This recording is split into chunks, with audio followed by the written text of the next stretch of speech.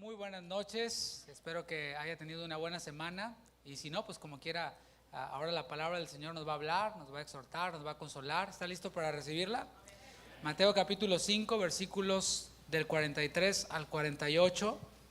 Ese es el tema número 18 de la serie Los valores del reino. Mateo 5, versículos 43 al 48. Y el título de esta enseñanza es el trato hacia los enemigos. El trato hacia los enemigos. Mateo 5:43, ¿ya lo tiene? Oísteis que fue dicho: amarás a tu prójimo y aborrecerás a tu enemigo. Pero yo os digo: amad a vuestros enemigos, bendecid a los que os maldicen, haced bien a los que os aborrecen, y orad por los que os ultrajan y os persiguen, para que seáis hijos de vuestro Padre que está en los cielos, que hace salir su sol sobre malos y buenos, y que hace llover sobre justos e injustos. Porque si amáis a los que os aman, ¿qué recompensa tendréis? ¿No hacen así también lo mismo los publicanos?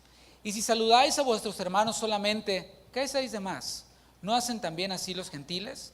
Sed pues vosotros perfectos, como vuestro Padre que está en los cielos es perfecto. Gracias, Señor. Una vez más nos acercamos a ti en oración, esta vez para pedirte que hables a nuestros corazones. Ciertamente tú siempre estás hablando, siempre deseas comunicarte con tus hijos, con tu creación, y esta no es la excepción. Pero nosotros queremos, Señor, disponernos para que tu palabra nos impacte, para que tu palabra penetre hasta lo profundo de nuestro ser y nos muestre, Señor, nos revele aquello que necesita ser transformado en nosotros.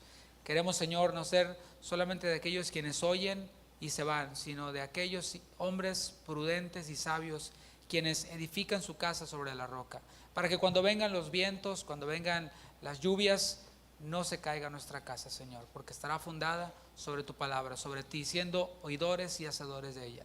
En el nombre de Jesús, Señor, guíanos y háblanos. Amén. Amén. Bueno, originalmente estas palabras que acabamos de leer fueron dadas a los discípulos de Jesús. Y de forma general, todos aquellos quienes hemos nacido de nuevo, todos aquellos quienes nos hemos arrepentido de nuestros pecados, somos ciudadanos del reino de Dios y también somos discípulos de Cristo. O sea, si usted se ha arrepentido de sus pecados y ha confiado en Cristo para salvación, usted es un discípulo, somos discípulos. Pero aunque es obvio que estas palabras que hemos leído son aplicables a nosotros en esta era, en este tiempo y hasta las siguientes generaciones, mientras que Cristo no venga, y digo generaciones de discípulos, para introducirnos en el tema y para interpretarlo mejor, vamos a pensar específicamente en esos discípulos quienes estaban frente al Señor, quienes estaban escuchando a Jesús. Imagínate esa audiencia, lo hemos hecho en algunas de las otras enseñanzas, pero queremos que esta también sea pensando en ellos y después ya lo aplicamos a nosotros. Primeramente debemos de tomar en cuenta que estas palabras no iban dirigidas a los publicanos, ¿sí? Porque a ellos se refirió asumiendo que no estaban presentes. Lo vimos en el versículo 46. O sea, los publicanos no estaban allí en la audiencia de Cristo. Tampoco estaba dirigido a los gentiles, o sea, aquellos no judíos quienes pues no conocían de Dios, porque también se refirió a ellos asumiendo que no estaban presentes. No sé si me va siguiendo, y en el versículo 47 mencionó a los gentiles asumiendo que no estaban presentes, o por lo menos no iban dirigidas sus palabras hacia ellos. Ya desde aquí podemos entender la exclusividad del mensaje de Jesús. Hay mensajes que son exclusivos para ciertas personas, para cierto grupo, y eso es lo que Jesús está haciendo en todo este sermón de la montaña. Ninguna de esas palabras son requisitos para la salvación. Recuerda, son palabras que van dirigidas a quienes ya son salvos, a quienes ya tienen al Espíritu Santo morando en ellos y a esos discípulos que estaban frente a Cristo. Tampoco estas palabras iban dirigidas a los escribas y a los fariseos, aunque eran personas religiosas, no iban dirigidas a ellos, porque en el versículo 20, lo vimos en el capítulo 5, versículo 20, se refirió a ellos asumiendo como que no estaban presentes. Y si estaban cualquiera de esos, pues era como una dura pedrada, ¿no? Porque dijo: de cierto que si vuestra justicia no fuese mayor que la de los escribas y fariseos, no heredarán el reino de los cielos, no entrarán al reino de los cielos. Así que pues sí estaba dura la pedrada. Así que es mejor pensar que no estaban.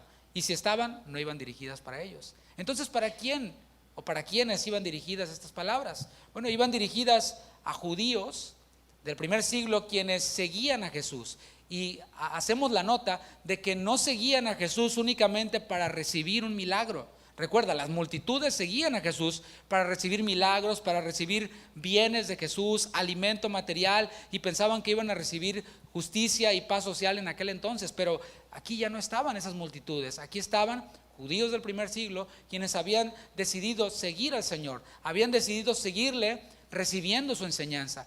Esa enseñanza que Jesús daba no era una enseñanza que ellos estaban cuestionando. Ellos tenían claro en su corazón y en su mente que estaba frente a ellos el Mesías. Así que nada de las palabras que Jesús decía, ellos estaban así como que, ¿será? ¿No será? Ellos tenían esa convicción, así como ustedes la tienen esta noche, ¿verdad que sí? No perdamos de vista tampoco el contexto, o sea, lo que se ha estado hablando anteriormente. Anteriormente, en los versículos que anteceden a esta lectura, Jesús había hablado sobre un tema que era la venganza.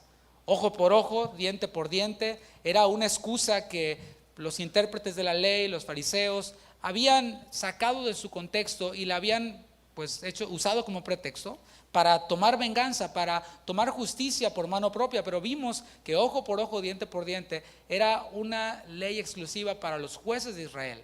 No era así como que no, pues ahora ojo por ojo y diente por diente y a ver de cómo nos toca. Y palabras que están en el mismo sermón de la montaña más adelante, por ejemplo, trata a los demás como te gustaría que te trataran así, a ti, perdón, y eso es parafraseado, ¿no? Se toma muchas veces a la inversa, se toma muchas veces como que, pues si tú me tratas mal, yo te trato mal, y si quieres que te trate bien, trátame bien. Pero no es eso no es lo que dijo Jesús, para nada. Ojo por ojo, diente por diente, tampoco es una excusa para hacer justicia por mano propia, para tomar venganza. Y esto que Jesús decía no era nada nuevo. Eso estaba en la ley. Lo vimos en Levítico capítulo 19, versículo 18.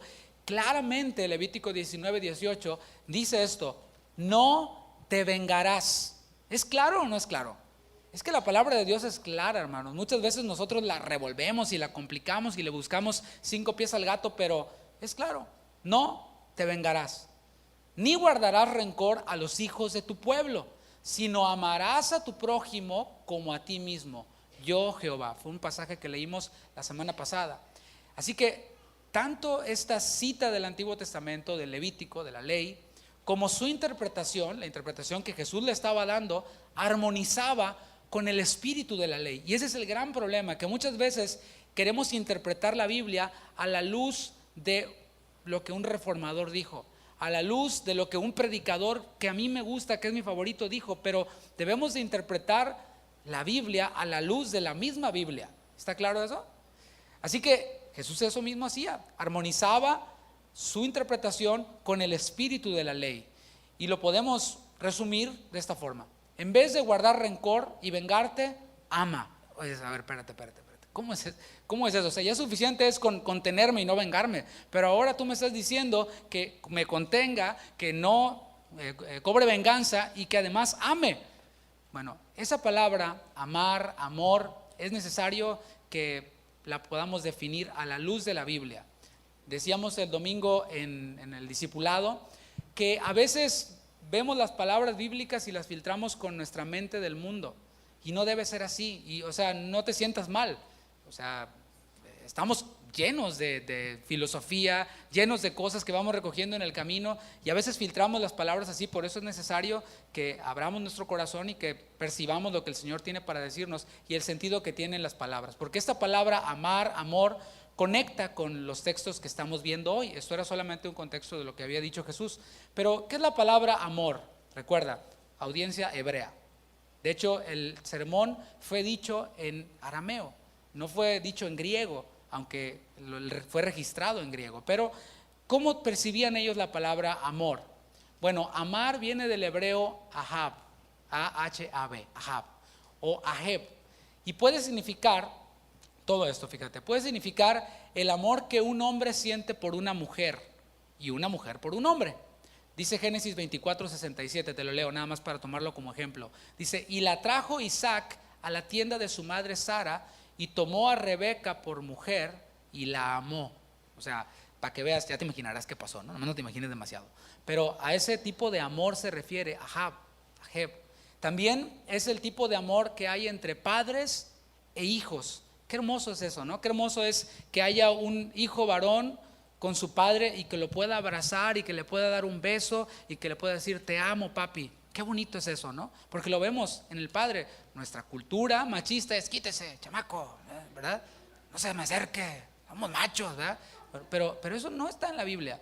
Vemos a Jesús hablándole al Padre y diciéndole: Abba, papito, papi. Hay esa cercanía. Bueno, ese es el amor que hay entre padres e hijos, y ese es el amor al que también la Biblia se refiere. En Génesis 22:2 vemos que Abraham amaba a su hijo Isaac, porque Dios le dijo a Abraham: Abraham, toma a Isaac tu hijo, a quien amas. También esta palabra Ahab puede ser el amor entre una nuera y una suegra. Hay que sacar la cosa del mundo, ahí también, especialmente.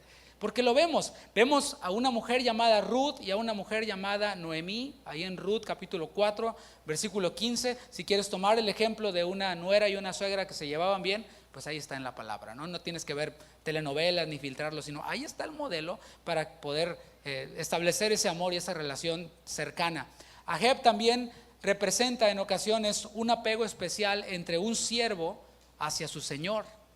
También puede ser el tipo de amor que hay entre un amigo hacia otro amigo. Y tenemos ahí en 1 Samuel 18, David y Jonatán, quienes eran amigos y se amaban. El amor al que se refiere Jesús aquí cuando dice amen a sus enemigos, bueno, no es algo que surge desde la atracción.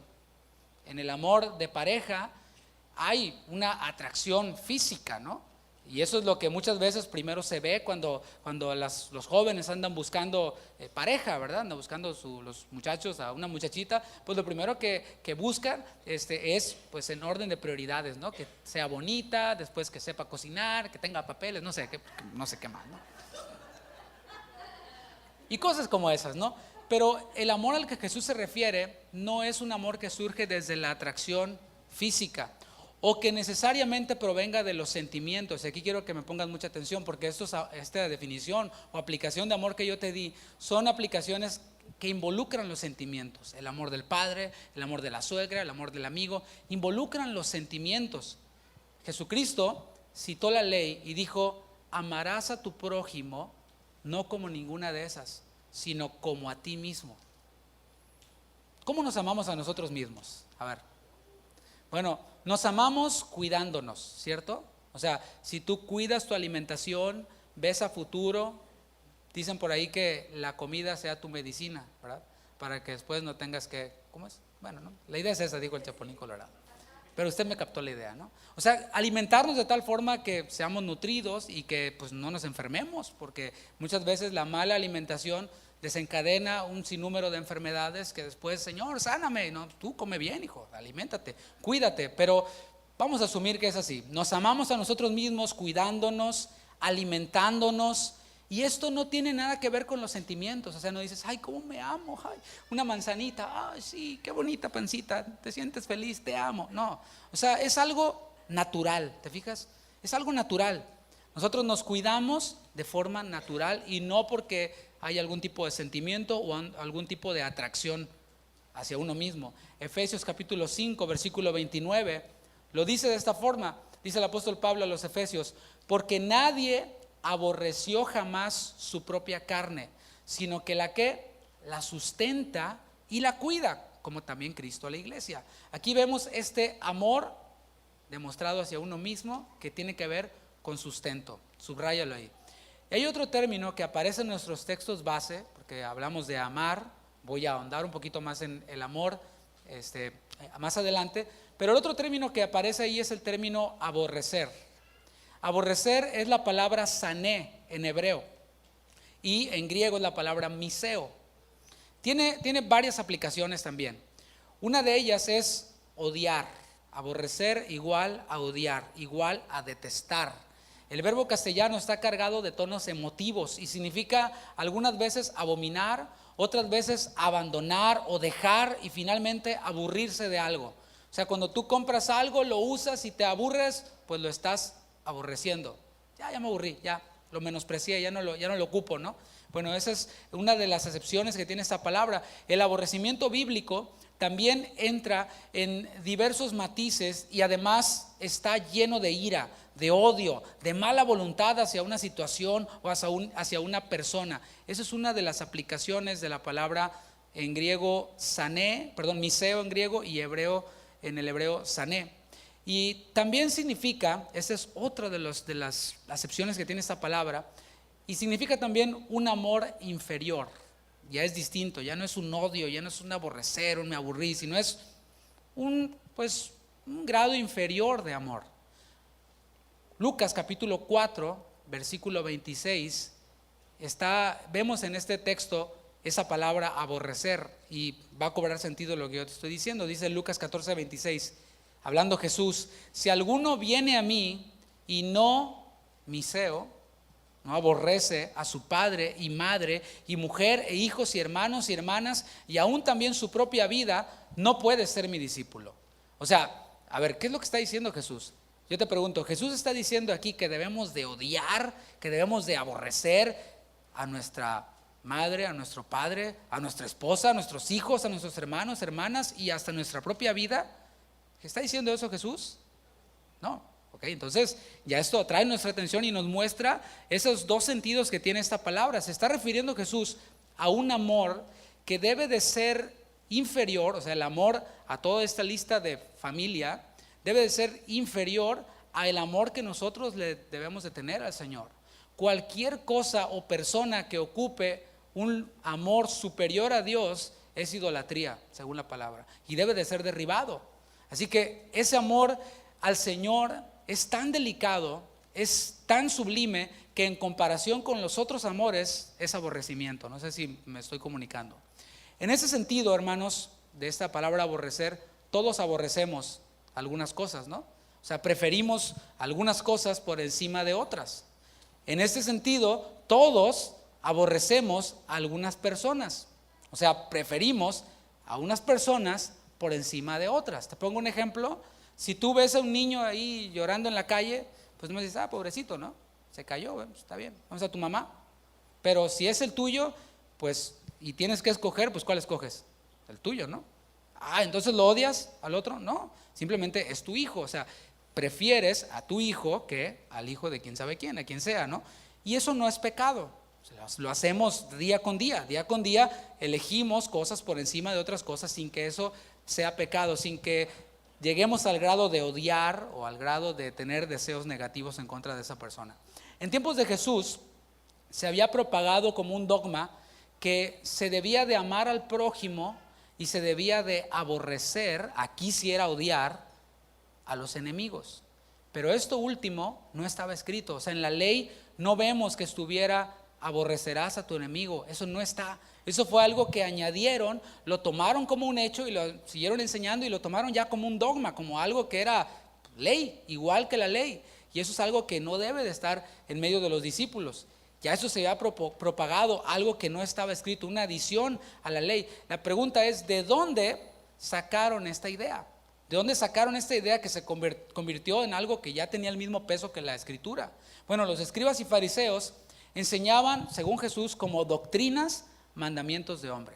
O sea, eso es un mandamiento de hombre, no está en la palabra, pero está a la misma altura de la palabra. ¿Por qué? Porque lo digo yo, porque así lo dice mi denominación, porque así lo dice mi reformador favorito, porque así lo dice mi predicador favorito. Bueno, eso es lo que hacían estos maestros de la ley, estos fariseos y escribas, y posiblemente ellos tomaron esta idea porque la tenían que respaldar de alguna forma. Posiblemente tomaron esta idea de a lo que se le conoce como salmos imprecatorios. ¿Cuáles son estos salmos? No sé si tú has leído en la escritura los salmos que hablan acerca de los enemigos.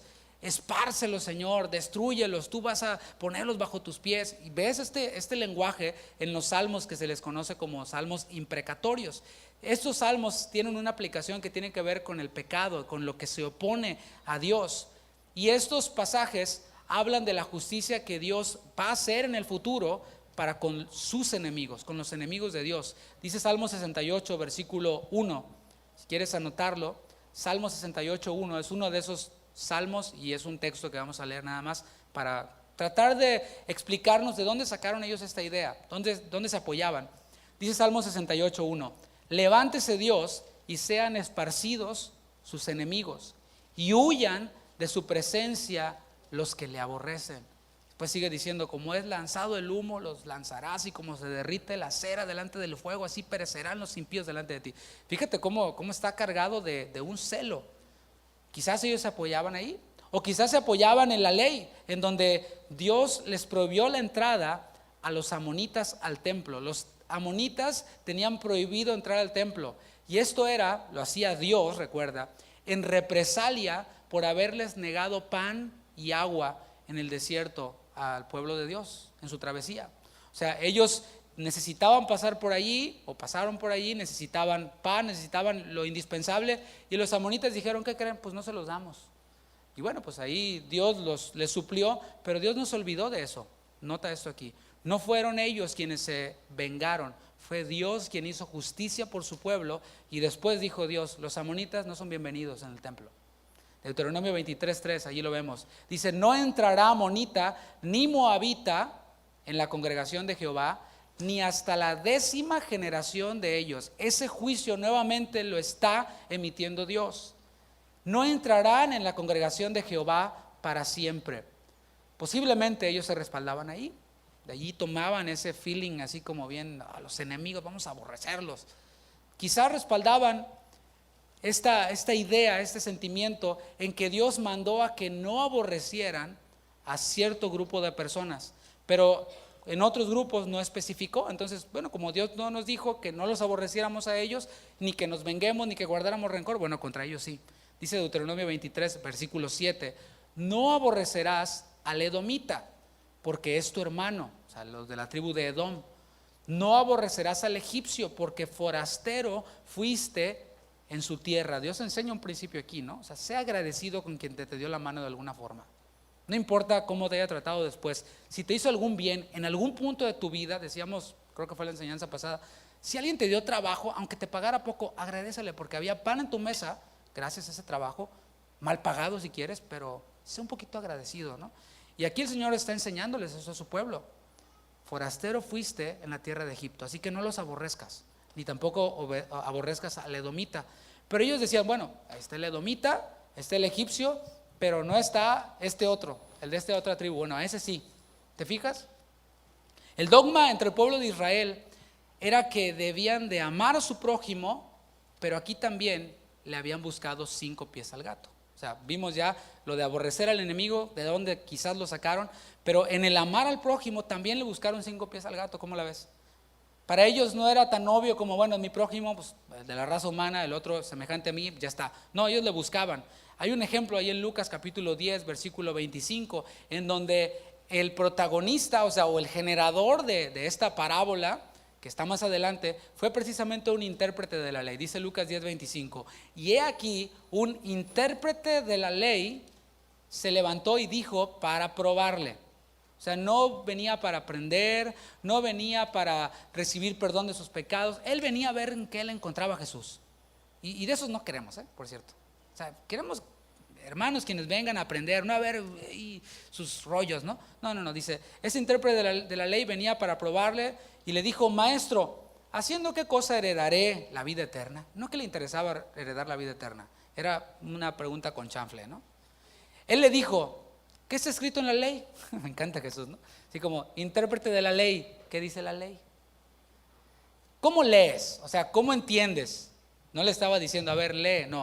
O sea, cuando tú lees, ¿qué es lo que entiendes? ¿Cuál es tu interpretación? Respondiendo dijo, y tomó pose, ¿no? Amarás al Señor tu Dios con todo tu corazón y con toda tu alma y con todas tus fuerzas y con toda tu mente, y a tu prójimo como a ti mismo. ¡Tatán! Bien contestado, ¿verdad? Fue lo que le dijo el Señor. Bien ha respondido. Haz esto y vivirás. Ahí es donde muchos ya, o sea, tienen el discurso correcto, hasta en el orden, hasta de memoria, pero pues no lo hacen, no lo ponen en práctica. Y esto fue lo que Jesús le dijo. No, sí te la sabes, hijo, ahora hazlo, ve y hazlo y vivirás. Pero él, ese pero, queriendo justificarse a sí mismo, porque ¿cómo me va a hacer ver mal a mí el Señor. O sea, por favor, yo soy un intérprete de la ley y de los famosos. ¿Cómo me va a hacer? O sea, yo soy el que tiene la última palabra. Queriendo justificarse a sí mismo, dijo Jesús: ¿y quién es mi prójimo? O sea, tratando de entrar en un discurso filosófico, teológico con el Señor, por quien fueron hechas todas las cosas. Y claramente vemos que para ellos no todos eran prójimo, como obviamente lo esperaríamos. O sea, prójimo, pues esa pregunta ni siquiera venía al caso. Era más bien algo que venía a poner maquillaje en esa exposición que Jesús le hizo. O sea, lo dejó muy expuesto. Así que claramente vemos que ellos limitaban el prójimo no a toda la raza humana, sino algunos de ellos únicamente consideraban prójimo a los de Israel. Otros iban más allá y lo limitaban únicamente a los de Israel, pero quienes coincidían con su forma de pensar o quienes les convenían. O sea, tú puedes ser de Israel, puedes pensar igual que yo, pero si no me convienes, no eres mi prójimo y no te amo y te odio. Eso es lo que está detrás de todo esto. Pero si podían sacarles algún provecho, el que fuera, claro, mi prójimo, sí, a ti sí te amo. Algunos otros consideraban su prójimo a aquellos a quienes ellos consideraban piadosos. O sea, no, mira, ese sí es piadoso como yo. Ese no, fúchila. No, ese lo puedo odiar y aborrecer y vengarme. Pero este no, este sí, yo considero que sí es más o menos como de mi onda, es como de mi clan, es como de mi código postal. La respuesta de Jesús hacia esto fue lo que conocemos nosotros como la parábola del buen samaritano. No vamos a ir en toda esta parábola, pero más o menos tienes una idea, ¿no? Esta parábola dejó claro que amar es sentir compasión por cualquiera, sin límites de raíces culturales ni nada. Sabemos que incluso Jesús en esta parábola puso como héroe al que los judíos consideraban como alguien impuro, como alguien de segunda categoría, como alguien que decían ellos es un judío wannabe. Así que vemos aquí que el Señor dejó esta parábola en la cual deja claro que amar es sentir compasión por cualquiera, cualquier raza, cualquier cultura. Y ya entonces debe de estar claro para nosotros que nuestro prójimo es todo ser humano. Todo ser humano es nuestro prójimo. Y debemos de amarle. Aborrecerás a tu enemigo, lo hemos visto ya, que no solo no estaba en la ley, sino que contradice la voluntad de Dios. Pero entonces surge una pregunta. Ya está resuelto lo de amar al prójimo, quién es, más o menos qué es amor. Pero entonces, ¿qué onda con los enemigos? ¿Existen los enemigos? O sea, si nosotros amamos a todos, entonces ¿no tenemos enemigos o no tendremos enemigos? Bueno, un enemigo, o la palabra enemigo, según la definición del diccionario bíblico, es alguien quien se opone a otro. Es la palabra ectros. Es alguien quien se opone a otro.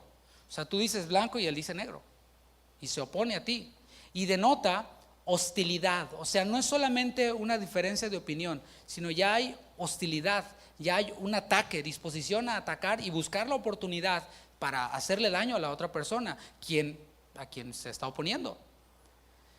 Y bueno, pues aunque los enemigos existen, Jesús nos dice a nosotros los ciudadanos de su reino cómo debemos de tratarlos, porque enemigo además pues genera hostilidad no solo contra la persona, sino puede ser también con lo que la persona representa.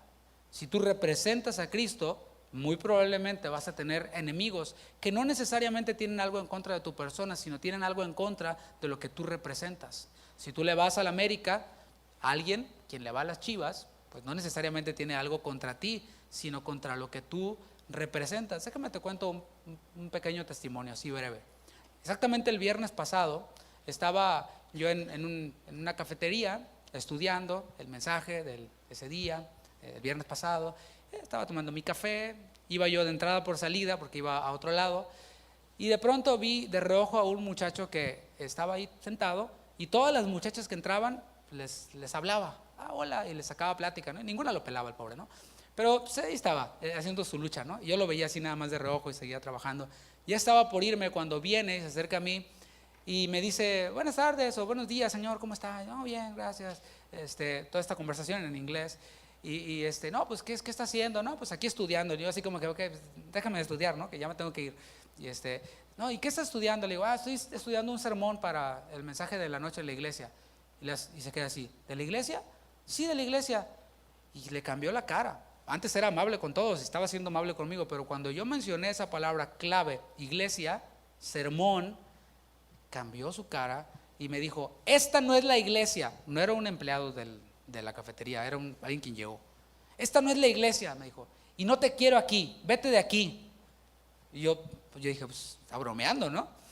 Me sacó de onda, me dice, no te quiero aquí. Y dije, pues a qué hora va a salir la cámara escondida aquí, ¿no? ¿Qué onda? Y me dice, voy a ir al baño y cuando regrese no te quiero ver aquí, porque esta no es la iglesia. Y yo, ok, le digo, sí, ya me iba como quiera, no hay problema. Y se fue. La verdad yo estaba muy desconcertado, ¿no? Y se quedó. Obviamente los empleados vieron el manoteo, vieron el asunto y me empezaron a preguntar si pasaba algo. Le digo, todo bien, todo tranquilo, es algo más, ¿no? Pero la persona estaba en el baño y yo estaba de espaldas a él, así que no sabía cómo iba a llegar por atrás, y con algún arma o me iba a golpear. Y dije, bueno, pues ya llegaré a predicar con el ojo morado, no hay problema, ¿no? No me di cuenta de que se fue, llegó la policía, o sea, los empleados le hablaron a la policía y bueno, ahí no pasó gran cosa, ¿no? Pero, ¿por qué menciono esto? Porque esa persona no tenía algo en contra de mi persona, tenía algo en contra de lo que yo representaba, que es la palabra, que es la iglesia. O sea, te fijas, esto es de lo que yo te estoy hablando, ¿no? Eso es un enemigo, eso es la palabra ectros. Así que los enemigos existen, pero Jesús nos dice a nosotros los ciudadanos del reino cómo debemos de tratarlos, cómo debemos de amarlos. Hay circunstancias como allí, yo no le podía decir, ay, te amo, mi enemigo, ¿verdad? No, o sea, yo estaba esperando que me llegara con un garrotazo por atrás. Yo más bien estaba como que apretando cuerpo para que no me agarrara desprevenido, ¿no? Pero vamos a ver a qué Jesús se refiere, cómo nos enseña Jesús. Porque no se espera tampoco que un ciudadano del reino, que un discípulo de Cristo ande por allí buscando enemigos. O sea, tenemos enemigos, pero no se espera que nosotros andemos buscando enemigos. Tito 3:2 dice, recuérdales que no sean pendencieros. O sea, no se percibe a un discípulo haciéndose la de bronca a otros y ahí buscando pleito y buscando bronca y buscando quién no piensa igual que él para tirarle mala onda y tirarle indirectas. No se percibe. Bueno, a esos, si dicen ser discípulos, les recuerdo lo que dice Tito 3:2, no sean pendencieros. Pero es natural, hermanos, que habrá quienes se conviertan en nuestros enemigos por muchas causas. Yo te dije una ahorita, pero puede ser porque simplemente no le caes bien, así de simple. No es complicado, ¿verdad? O sea, hay gente a la que no le caemos bien. ¿Por qué? Pues no sé, o sea, no les caemos bien. Puede ser por tu nacionalidad, por ejemplo. Yo conozco personas que cuando les digo que soy mexicano, ay, se esponjan todos, ¿no? Ay, sí, ustedes mexicanos, quién sabe qué. No, pues órale. Es que a nosotros, ¿cómo nos tratan allá los guatemaltecos cuando vamos a México? Y nos tratan bien mal. Pues a mí también me tratan mal, no te preocupes cuando voy. O sea, hay una hostilidad racial. Otros dicen, esos mexicanitos, a todos le echan salsa y le echan a perder la comida. ¿No te gusta la salsa? Hijo, bueno, pues no me odies, échale más salsa a mis tacos, por favor. Otros te odian o te aborrecen, no son tus enemigos, nomás porque te tienen envidia. Entonces no te pueden ver porque te tienen envidia. Dicen, yo quiero lo que él tiene, yo quiero ser como él y no puedo ser como él, y entonces es mi enemigo. Bueno, uno no tiene ningún control sobre eso, créeme. O sea, es que no me gusta su barba, te la cortas, y es que no me gusta sus cejas, te las cortas, o sea, nunca. No me gustan sus lentes, te los quitas. No, porque es que ya no es ni la barba, ni las cejas, ni los lentes, es que no hay, o sea, no les caes bien. La Biblia muestra siempre que hay un adversario. O sea, nosotros sí tenemos un adversario, un enemigo. Y según 1 de Pedro 5:8, este enemigo anda como león rugiente buscando a quien devorar. Ese es nuestro adversario. Santiago 4:7 dice que lo debemos de resistir, que debemos de resistir al diablo. ¿Cómo? Sometiéndonos a Dios. Someteos pues a Dios, resistid al diablo y él huirá de vosotros. Efesios 6:10 al 18 nos da toda una enseñanza acerca de la armadura de Dios, que debemos de vestirnos con ella, pero no para lucirla, sino para ¿qué? Para que podamos estar firmes contra las acechanzas del diablo. Así como yo estaba firme ahí esperando el garrotazo, ¿sí? Así la palabra dice que estemos vestidos con toda la armadura de Dios para que estemos firmes contra las acechanzas del diablo. Hay enemigos de Dios, quienes serán nuestros enemigos. Hay enemigos de la cruz de Cristo, dice la palabra, quienes serán nuestros enemigos. Pero nuestra lucha no es contra carne y contra sangre, contra personas, sino que contra principados, contra potestades, contra los gobernadores de las tinieblas de este siglo, contra huestes espirituales de maldad en las regiones celestes. Eso está en el versículo 12 de Efesios 6. Y no es para que andemos haciendo guerra y te reprendo y te ato. No. Ya Santiago nos dijo cómo es, sometiéndonos a Dios. Cuando tú te sometes a Dios, le das un descontón a todos estos potestades, gobernadores de las tinieblas. ¿Por qué? Porque ellos quieren gobernar tu vida, quieren gobernar tus pensamientos, quieren gobernar tus acciones, pero cuando tú eres gobernado por la palabra de Dios y la obedeces, no tiene ningún dominio sobre ti, no tiene ningún poder sobre ti. Así es como se ve la guerra espiritual. El estándar, hermanos, volviendo a lo que estábamos hablando, el estándar es Dios, porque el texto dice, para que seáis hijos de vuestro Padre. Dice, para que seáis perfectos como vuestro Padre. Y antes de detenernos en el trato con los enemigos, vamos a tomar como referencia dos en los textos base, esos dos versículos, el 45 y el 48. Obsérvalos, ya los cité, pero obsérvalos. Dice, para que seáis hijos de vuestro Padre que está en los cielos. El amor hacia los enemigos debe de ser con base en lo que Dios hace.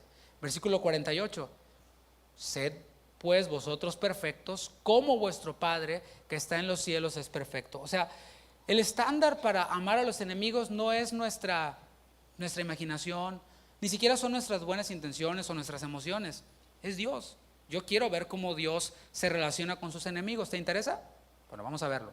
Si no, como quiera, ya estás aquí. Dice Efesios 2:3 y Romanos 5:10, no lo vamos a leer, nada más anótalos, pero ellos nos revelan que todo hombre que nace es por naturaleza hijo de ira, o sea, es enemigo de Dios, todo hombre quien nace. ¿Y esto es a causa de qué? ¿Hizo algo el hombre o el recién nacido para ser por naturaleza enemigo de Dios? No, nada.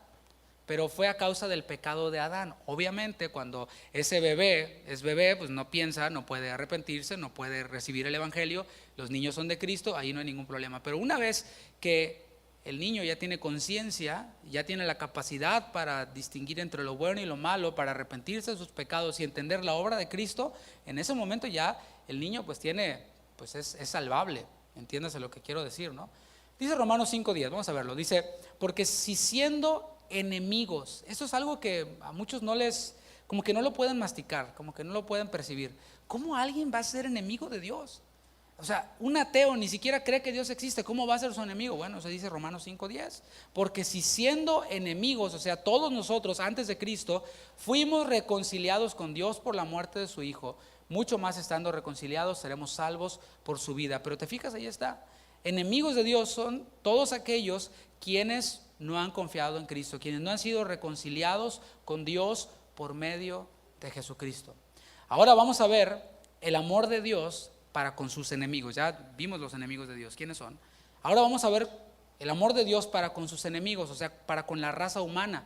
Y este texto ni lo vas a tener que buscar porque te lo sabes de memoria. Porque de tal manera amó Dios, pero ahí al mundo pon sus enemigos, porque la raza humana sin Cristo es enemiga de Dios. Así que de tal manera amó Dios a sus enemigos que dio a su Hijo unigénito para que todo aquel de esos enemigos que en Él cree no se pierda, mas tenga vida eterna. ¿Qué te parece? Ya hablamos acerca de algunas de las definiciones de amor en hebreo, pero en el griego también hay varias definiciones, no voy a profundizar en muchas, me voy a centrar en la que el texto se refiere o a la que el texto se refiere, que es la palabra agapao, el amor ágape, agapao. Este amor o esta definición de amor ágape o agapao es un amor incondicional, es un amor en el que la persona en cuestión solo le importa lo que es el bienestar del individuo al que ama. Ese es el amor agapao. Ese amor del que habla Jesús en Juan 3:16 o que habla el apóstol Juan sobre Dios en Juan 3:16 no es un amor sentimental, No es un amor de atracción física, es un amor incondicional. A Dios no le importa absolutamente nada más que hacerle el bien a sus enemigos. Amar es la misma palabra que se usa para describir el amor de Dios Padre por su Hijo. De esa magnitud es ágape, agapao. Es el mismo amor que vemos expresado, la misma palabra que vemos expresada en la Escritura sobre ese amor que siente el Padre por el Hijo. Es el amor que Dios expresa hacia aquellos que creen en el Señor Jesucristo. El mismo amor, lo vemos en Juan 14:21. Dios, hermanos, mostró su amor a sus enemigos dando a su Hijo, sin que sus enemigos hiciéramos absolutamente nada para merecerlo. Nada. Fue una acción que fluyó desde la misma naturaleza de Dios, para que seáis hijos de vuestro Padre que está en los cielos. Nos ha sido dada una nueva naturaleza. ¿Cuál naturaleza? La naturaleza de Dios, quien amó a sus enemigos dando a su Hijo sin que sus enemigos hicieran absolutamente nada para merecerlo. Aún así, hermanos, hay muchos quienes ignoran el amor de Dios, quienes pasan por alto el amor de Dios. Hay otros quienes niegan su existencia. La pregunta es, ¿cómo trata Dios a aquellos quienes no le toman en cuenta, a aquellos quienes niegan su existencia? Recuerda, Juan 3:16 dice: de tal manera amó Dios al mundo que dio a su Hijo unigénito. Fue algo que ya está hecho. O sea, Dios ya lo hizo, ya quedó hecho. Ya está, digamos que el cheque en las manos de todos, nomás está para que lo cobren. Pero no lo cobran. O sea, ¿y qué onda con los que no lo cobran? ¿Qué onda con quienes lo rompen y dicen no me interesa, y quienes lo pisotean? ¿Cómo trata Dios a esas personas, a esos enemigos? Bueno, el texto base responde a esta pregunta. Dice el versículo 48. Dice que nuestro Padre que está en los cielos hace salir su sol sobre malos y buenos, y hace llover sobre justos e injustos. Así se relaciona Dios con sus enemigos, aún con los que rechazan ese amor que el Padre les dio. Sería justo que el Señor los fulminara, ¿no crees? O sea, a veces me pongo a pensar y digo, sería justo que Dios fulminara a aquellos quienes rechazan su amor, quienes pisotean su amor, ¿no crees? O sea, ya, ¿qué más Dios puede hacer? Lo dicen Hebreos. Ya no queda más sacrificio por hacer. O sea, Dios no va a decir, ok, siéntete aquí, voy a volver a hacer nacer a mi hijo delante de ti de una virgen, voy a volver a hacerlo delante de ti que viva una vida santa, voy a hacerlo delante de ti que sea crucificado, que resucite y que ascienda a los cielos, a ver si ahora sí crees. Pero hay muchos que no, ni así. Bueno, vemos aquí que Dios no solo no los fulmina así instantáneamente, porque sería justo, ¿no? Fulminado ya, o sea, inmediatamente, sino que los favorece a través de su creación. O sea, el sol sale para ellos, para justos y para injustos, enemigos de Dios, enemigos hostiles. Él es paciente. ¿Por qué? Porque no quiere que ninguno perezca, sino que todos procedan al arrepentimiento. No es la voluntad de Dios que ninguno perezca. Dios no manda al infierno a nadie. Dios mandó a su Hijo. Y el que se va al infierno, se va por su libre albedrío. Aunque les cale habla de esa palabra a muchos, lo siento.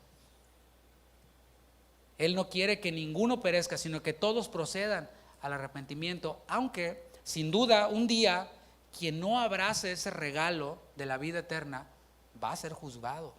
Va a ser juzgado justamente por Dios. ¿Sí está quedando claro? O sea, Dios ya hizo la obra, Dios sigue siendo misericordioso con sus enemigos, pero esa misericordia va a llegar un día en el que se va a cortar. Y no porque Dios deje de ser misericordioso, es que Dios es misericordioso, pero es justo. Y un día estarán delante de Dios, y entonces sí serán juzgados justamente. De la misma manera, Dios espera que amemos a todos los hombres.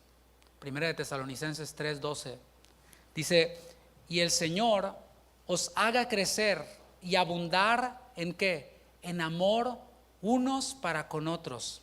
Hago una pausa allí. Estábamos leyendo primera carta a los tesalonicenses. Pablo está escribiendo a la iglesia en Tesalónica, a los de la iglesia en Tesalónica, y les dice que el Señor los haga crecer, porque cuando ustedes crecen espiritualmente, su amor abunda. Por eso, eso explica todo. Porque esa persona tan fácilmente aborrece a otros, tan fácilmente odia a otros, aunque se diga cristiana. Bueno, porque es un niño espiritual.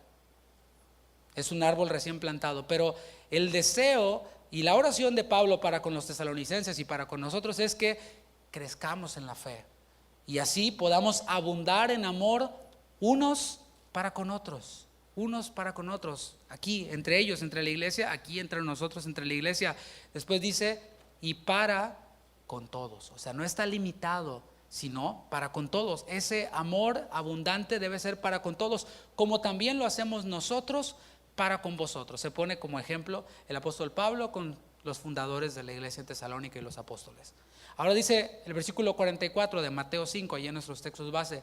Dice, pero yo os digo, amad a vuestros enemigos, bendecid a los que os maldicen, haced bien a los que os aborrecen y orad por los que os ultrajan y os persiguen. Bueno, no deberíamos de ver esto solamente como un mandato, deberíamos de verlo como una expectativa. A mí me gusta ver más las cosas de esta manera. Los que son mandatos, aunque lo son, pero no es tanto una imposición, sino es una expectativa que Dios tiene. ¿De quién? De sus hijos. Jesús aquí entonces da 3 ejemplos prácticos para aquellos quienes son hijos del Padre, hijos de Dios, ciudadanos del reino. Y esos 3 ejemplos son prácticos para ver cómo amar a los enemigos. Dice primeramente, bendecid a los que os maldicen. Esa palabra bendecir significa hablar bien de. Es la palabra eulogeo, de donde viene la palabra eulogio o elogio. El nombre eulogio, la palabra elogio. Elogiar, eso es hablar bien, eso es bendecir. Cuando tú hablas bien de alguien, le estás bendiciendo. Cuando tú elogias a alguien, le estás bendiciendo. Bendice a tus hijos, ¿qué tal? Por ejemplo. Pero también bendice a tus enemigos, porque es fácil elogiar a nuestros hijos. Es fácil hablar bien de los hermanos buena onda, ¿verdad? Es fácil, hermanos, bien buena onda, es un pan de Dios. No, hombre, mira él, esto y esto, y empiezas a hablar bien de él, sacas tu lista, ¿no? Pero el Señor te diría, ¿qué haces de más? ¿No hacen también así los gentiles? O sea, la gente del mundo habla bien de los que les caen bien, sin problema. O sea, a veces hasta le echan más crema a sus tacos de las que deben, ¿no? Pero, ¿qué tal elogiar, hablar bien de quienes hablan mal de nosotros? ¿Qué tal? O sea, Jesús lo lleva al extremo, hermanos, porque maldecir no es solo hablar mal. Es la palabra kataromai, que significa desearle el mal a alguien. O sea, no es solamente hablar mal de la persona, sino desear que le vaya mal y hasta orar para que le vaya mal a esa persona. ¿Qué te parece?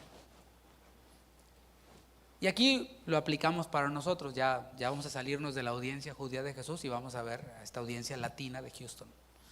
¿Qué sientes cuando te mencionan el nombre de alguien quien sabes que habla mal de ti? ¿Qué sientes?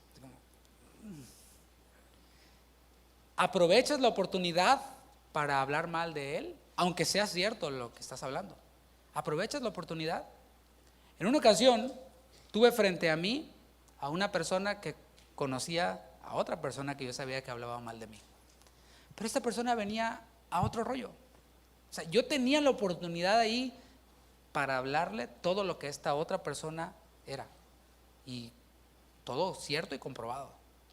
Pero es cuando viene bendecir a los que los maldicen. A veces lo más que puedes decir bien es no decir nada. A lo mejor no tengo. ¿Y qué opinas de esta persona? No comments. Me reservo mis comentarios. Y mira, es mejor. O puedes incluso exaltar alguna de las virtudes de esta persona, porque alguna virtud debe tener, ¿no? Seguramente. El segundo ejemplo que dice Jesús es hacer el bien. Esto implica el cuidado y la provisión de las cosas básicas. Esto, hermanos, también es algo relativamente fácil de hacer con quienes también procuran nuestro cuidado. O sea, si alguien, yo sé que si estoy en necesidad, me va a cuidar, me va a atender, pues yo tengo esa convicción y no tendría ningún problema en, si lo veo en necesidad, ayudarlo, echarle la mano. Pero ¿qué tal estar dispuesto a cuidar a aquellos quienes nos insultan. ¿Qué tal?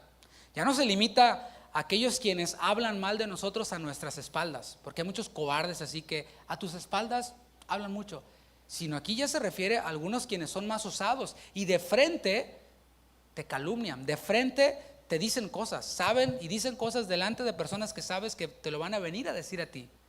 ¿Qué tal con eso? Eso es lo que significa la palabra que se tradujo aquí como aborrecer, alguien quien te insulta. Romanos capítulo 12, versículo 20, la Nueva Traducción Viviente dice: en cambio, si tus enemigos tienen hambre, dales de comer. Si tienen sed, dales de beber. Al hacer esto, amontonarás carbones encendidos de vergüenza sobre su cabeza. Y eso, hermanos, no es algo que debamos de hacer para que los demás nos vean. Eso sería actuar como los fariseos. El tercer ejemplo de Jesús sobre amar a los enemigos, primero fue bendecir, hablar bien, después cuidar, estar dispuesto a cuidar. No quiere decir que le vas a pagar el bill de la luz y el bill de su casa, porque, ay, ¿cómo lo amo? No. Es una disposición a, si esa persona tiene una necesidad básica como comer, suplirla. El tercer ejemplo es orar.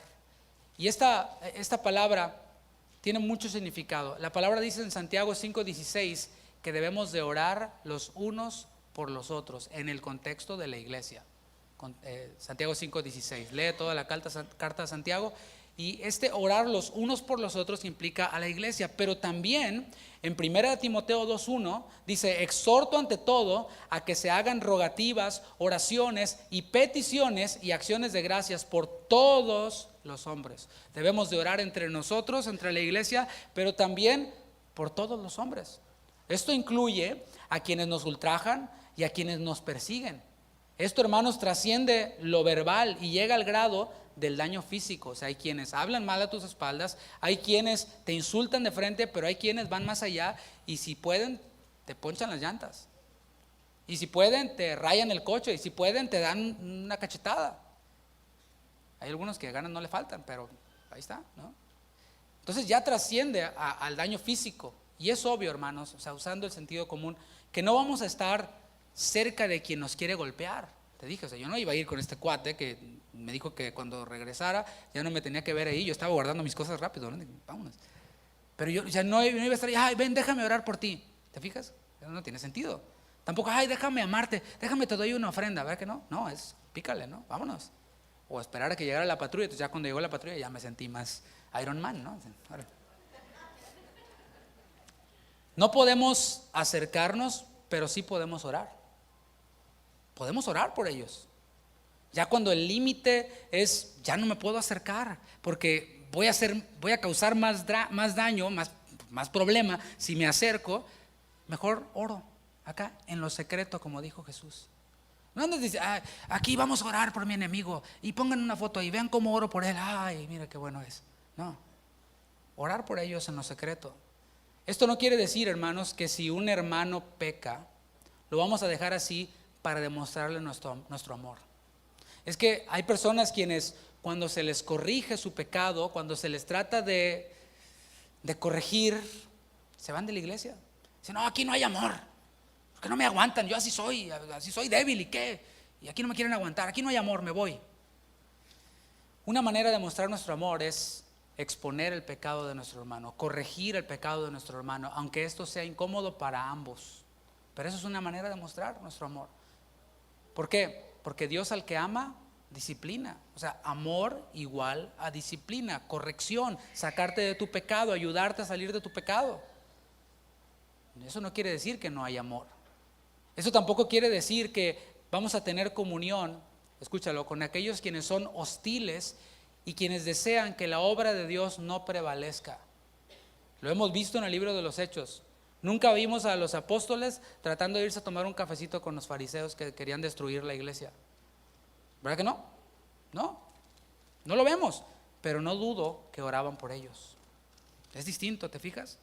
Más bien, Pablo a veces huía y salía corriendo. Tito 3:10 dice, si entre ustedes hay individuos que causan divisiones, porque hay veces que esos fariseos están adentro de la iglesia.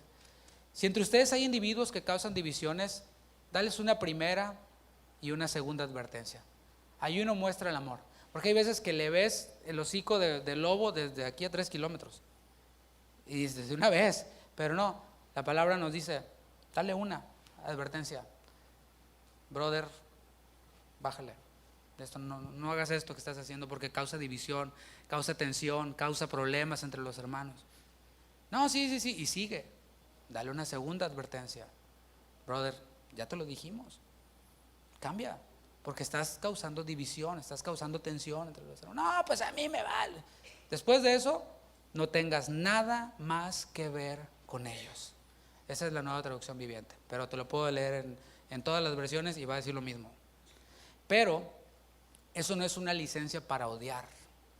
O sea, no odiamos ni oramos para que les vaya mal a los que causan divisiones, aunque les va a ir mal. Es lo que dice la Escritura. Dios ama activamente al pecador, pero aborrece su pecado. ¿Has escuchado eso? Dios ama al pecador, pero aborrece el pecado. Bueno, es cierto, sí. Dios amó a todo el mundo y como es santo no puede cohabitar con el pecado. Pero si ese pecador que es objeto del amor activo de Dios, sobre el cual sale el sol, sobre el cual llueve, recibe la bondad de Dios, si no se arrepiente, va a ser juzgado con todo y su pecado. Pecador y pecado, todo. De la misma forma, hermanos, nosotros debemos de amar activamente a nuestros enemigos, pero debemos de amar a Dios por encima de los hombres. No sé si me estoy comunicando. Debemos de aborrecer lo que Dios aborrece. Y es que amar a Dios no es el mundo de Barney. Yo, amo a todos y, sí, mi enemigo. No. O sea, amar a Dios es amar lo que Dios ama, aborrecer lo que Dios aborrece. Ahí sí, odiar lo que Dios odia. Y debemos de dejar el juicio para condenación en manos de Dios. Nosotros no estamos para emitir un juicio condenatorio sobre una persona. Ni siquiera nosotros, quienes somos pastores, quienes hemos recibido la autoridad de parte de Dios judicial, por decirlo de alguna forma, para aplicar disciplina y excomulgar a alguien. Ni siquiera nosotros tenemos la autorización para decir, esa persona se va a ir al infierno. Mira, al punto máximo que llegamos es a decir, es gentil y publicano. Pero siendo gentil y publicano, se puede arrepentir de sus pecados y puede ser salvo. Ese es el propósito de la excomunión. No es destruir a la persona, ya se va al infierno, no. Ya se reveló que esta persona no era hijo de Dios porque sus frutos no dan testimonio de que son hijos de Dios. Bueno, ahora oramos para que se arrepienta. Oramos para que nazca de nuevo. Oramos para que sea una nueva criatura y deje las cosas viejas atrás y deje que el Espíritu Santo transforme su vida. No sé si estoy logrando transmitirle la idea. Debemos de ser realistas, hermanos. Este texto no quiere decir que abandonemos a quienes nos aman, es decir, a nuestros hermanos en la fe, para andar atrás de todos nuestros enemigos diciéndoles, te bendigo, enemigo, y dándoles de besos y abrazos y ofrendas, como si estuviéramos tratando de conquistarlos. O sea, eso no dice el texto. El apóstol Pablo usa una analogía de la iglesia como una familia, ¿sí o no? O sea, dice que somos la familia de la fe, Gálatas 6:10. Así que, según tengamos oportunidad, ¿esto qué implica? Que a veces se puede y a veces no se puede. Según tengamos oportunidad, hagamos bien a todos los hombres, amar a los enemigos, ahí está incluido, y, ¿qué dice? Mayormente a los de la familia de la fe. ¿Tú qué pensarías de un varón casado quien recibe su cheque y todo lo manda a su mamá y descuida a su esposa y a sus hijos? Espero que no haya uno de esos aquí, ¿verdad? ¿Qué pensarías? Dios, qué mala onda, ¿no? Varón, quien eres el proveedor del hogar, quien eres la fuente de ingresos para tu hogar, ¿quién es tu prioridad a la hora de dar dinero? ¿Quién? Tu esposa, tus hijos, tu familia, ¿no? A la hora de dar tu tiempo, ¿quién es tu prioridad o debe ser? Tu familia, los más cercanos a ti. A la hora de derrochar afecto y amor, tu familia. ¿Qué es eso de que, todos en el trabajo, sí, abrazos y llegas a tu casa y eres el peor del mundo, ¿no? No. ¿Quiénes son nuestra prioridad? ¿Los sobrinos que viven del otro lado de la ciudad? No.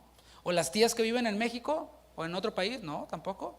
O incluso tus hermanas de sangre o hermanos quienes ya tienen una familia, quienes ya están casados. Bueno, obviamente es nuestra esposa, son nuestros hijos quienes tienen prioridad a la hora de dar tiempo, cuidado y afecto, ¿sí o no? Pero eso no quiere decir que odias a tus sobrinos, que odias a tu tía, que odias a tus primos, ¿verdad que no? No. De hecho, si estuvieran en extrema necesidad, los ayudarías. O sea, no les darías todo el cheque, pero darías lo más que pudieras. Incluso alguien quien no fuera de tu familia, si estuviera en una extrema necesidad, seguramente harías un esfuerzo para ayudar de alguna forma. Y esto nos muestra un principio que aunque Dios ama de la misma forma a todos, porque dijimos que ese mismo amor ágape es el amor que describe del Padre hacia el Hijo, el amor que describe del Padre hacia quienes han creído, pero aunque Dios ama de la misma forma a todos, no se relaciona de la misma forma con los hombres que con sus hijos. ¿Te das cuenta de eso? De la misma forma, aunque el amor, todo lo antes dicho, es el mismo para con aquellos quienes nos odian, a nosotros personalmente, o a quienes representamos, o a quien representamos, o lo que representamos, hay una comunión distinta con aquellos quienes representan lo mismo que nosotros, ¿sí o no? Hay una comunión distinta. O sea, si amamos a nuestros enemigos, oramos por ellos, si hay chance y hay necesidad, los ayudamos con mucho gusto, pero hay una relación distinta para con aquellos quienes son de mi familia y de mi familia en la fe. Y no hay nada pecaminoso en eso. A la hora de hacer una llamada, a la hora de hacer una visita, a la hora de hacer una ayuda, siempre van a aparecer primero en la lista nuestros hermanos en la fe. Siendo objetivos, siendo realistas. Acompáñame a 1 de Timoteo capítulo 5. ¿Y me dan unos 10 minutos más? Son las 9:07 apenas. Ahí le dan la vuelta al CD. Ah, no, ese no le da vuelta. 1 de Timoteo capítulo 5. Nos habla acerca de los deberes hacia los demás. Pablo a Timoteo, y esto es en el contexto de la iglesia. Habla acerca de cómo reprender a los ancianos, cómo tratar a las ancianas, a las jóvenes. Y después dice en el versículo 3, honra a las viudas que en verdad lo son. Pero si alguna viuda tiene hijos o nietos, aprendan estos primero a ser piadosos para con su familia y a recompensar a sus padres, porque esto es lo bueno y agradable delante de Dios. ¿Te fijas cómo aquí está haciendo una excepción? O sea, está hablando de unas viudas, pero está diciendo, ok, hay viudas, pero de esas viudas, las que tienen hijos o nietos, no las ayudes. Que sus nietos y sus hijos las ayuden. Tú encárgate de las que en verdad son viudas y no tienen a nadie a su alrededor. ¿Está enseñándole Pablo a Timoteo a no amar a todo el mundo? No, es que hay cosas que son de sentido común. Mas la que en verdad es viuda y ha quedado sola, espera en Dios y es diligente en súplicas y oraciones noche y día. Pero la que se entrega a los placeres viviendo está muerta.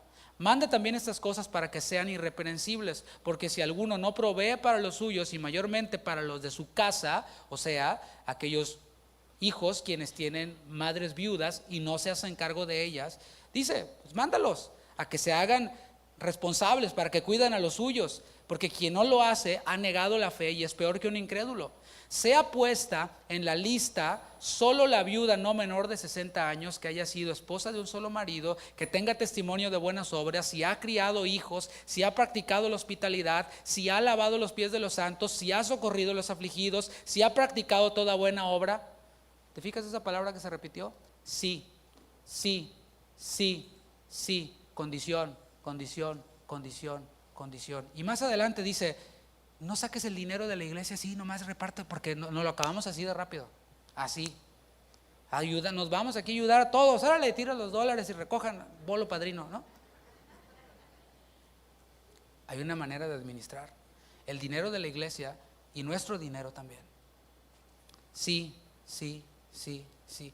¿Está enseñando a no amar a alguien? No. Ama. ¿Cómo amas a los de la iglesia? Hay que amar enseñando a los hijos para que se hagan cargo de sus viudas o viudas de la familia. Así, pero eso toma más tiempo. Pero yo quiero el dinero ya. No, así te mostramos nuestro amor. Ay, pues aquí no hay amor, me voy de la iglesia. Bueno, bye. Pues eso es lo que diría Pablo, ¿no? Es que Pablo, diría Timoteo, ¿no? Es que lo quieren ya y exigen, y si no dicen que no hay amor, bueno, pues que les vaya bien, que se vayan a Corinto, que se vayan a Tesalónica o que se vayan a cualquier otro lado. Pero estas son las cosas que yo te mando que hagas, y está en la palabra de Dios, que es inspirada por Dios y nos está trayendo un equilibrio, ¿te das cuenta? Así que, repito lo que dije antes, con esta base bíblica, a la hora de llamar, a la hora de visitar, a la hora de ayudar, siempre van a aparecer primero en la lista nuestros hermanos en la fe. ¿Por qué? Porque son a los que tenemos más cerca, son a los que tengo aquí, a los que conozco, a los que sé cómo está su vida espiritual. ¿Cómo Pablo podía confirmar todas estas cosas? Solamente conociendo a la persona, solamente conociendo a la viuda. Esa es viuda, sí, pero tiene hijos, y sus hijos tienen lana. Esta es viuda, sí, pero quiere casa en el Pedregal y nos exige que le paguemos esto y aquello y esto, y si no, dice que no hay amor. ¿Te fijas? Hay un conocimiento. No está diciendo ayuda a no conozcas, al que no conozcas. No, hay un conocimiento que nos muestra la Escritura. Pero hay una línea muy delgada que a veces no se puede ver entre favorecer primero a los de la familia de la fe y no amar de corazón a nuestros enemigos. Y eso es precisamente lo que Jesús está enseñando. O sea, no caigan en eso. No digan, ok, no es de la familia de la fe, pues lo puedo odiar, le puedo desear el mal, puedo hablar mal. No. Habla bien. O si no tienes nada que hablar, no hables nada. Ora por él. Bendícelo. Si tienes necesidad, o si tiene necesidad extrema y no hay nadie más de su familia, aplicándolo a las viudas, ahí está la viuda. Dice, no, pues la viuda tiene necesidad, sí, pero está su familia. Bueno, si aún así ves que nadie, ya no la vas a dejar sin morir de hambre, ¿no? Está dispuesto a ayudar. Eso es lo que Jesús está enseñando. Debemos nosotros entonces de examinar nuestro corazón. Debemos de examinarlo, porque ya fue uno de los valores que vimos, la pureza de corazón. Todo esto se debe de percibir con una pureza de corazón, no con una mala onda, sino hay que examinar nuestro corazón para que no esté contaminado con amargura, para que no esté contaminado con venganza. Hermanos, no es desearle mal a alguien, pero aquel quien abandona a Cristo no le va a ir bien.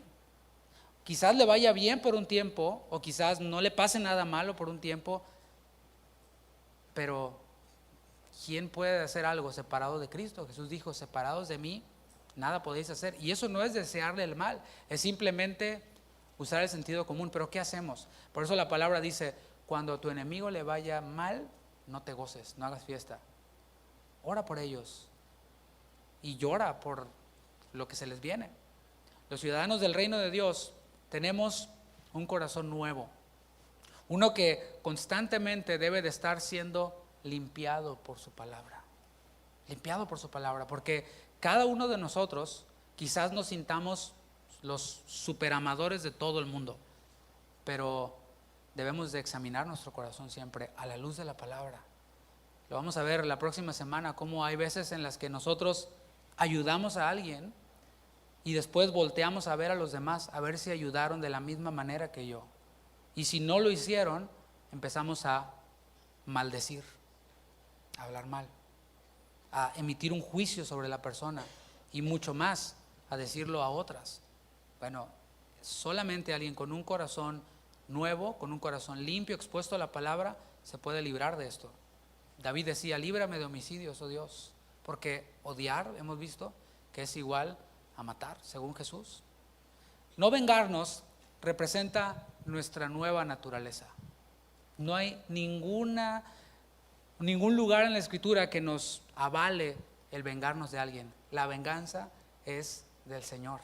Y el no vengarnos representa nuestra nueva naturaleza.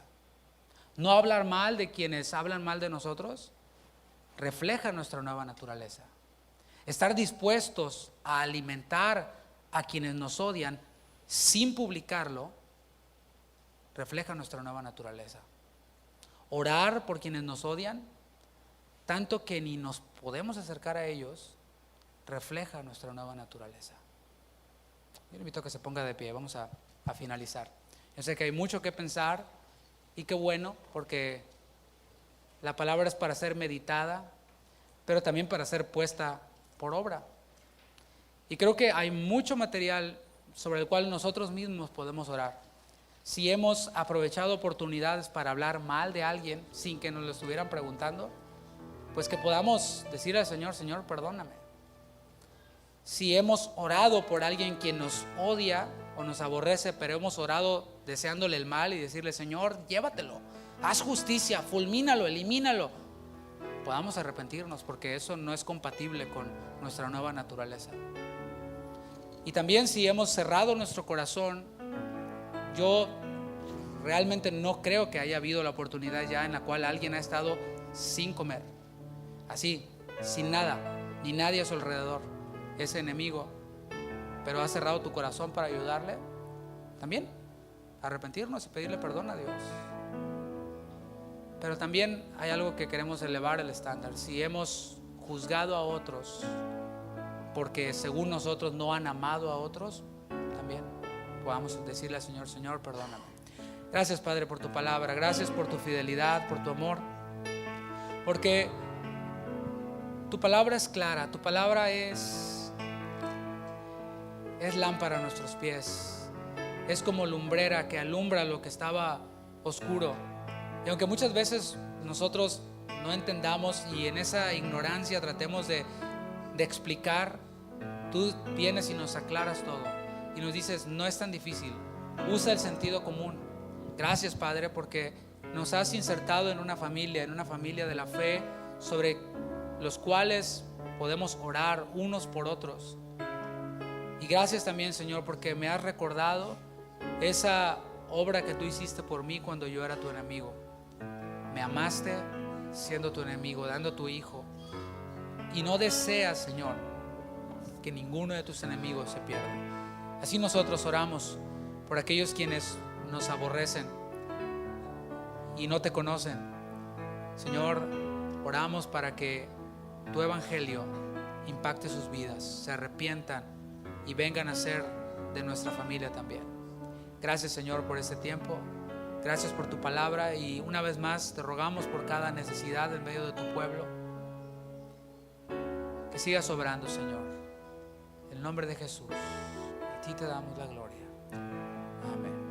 Mis hermanos, que tengan un buen fin de semana.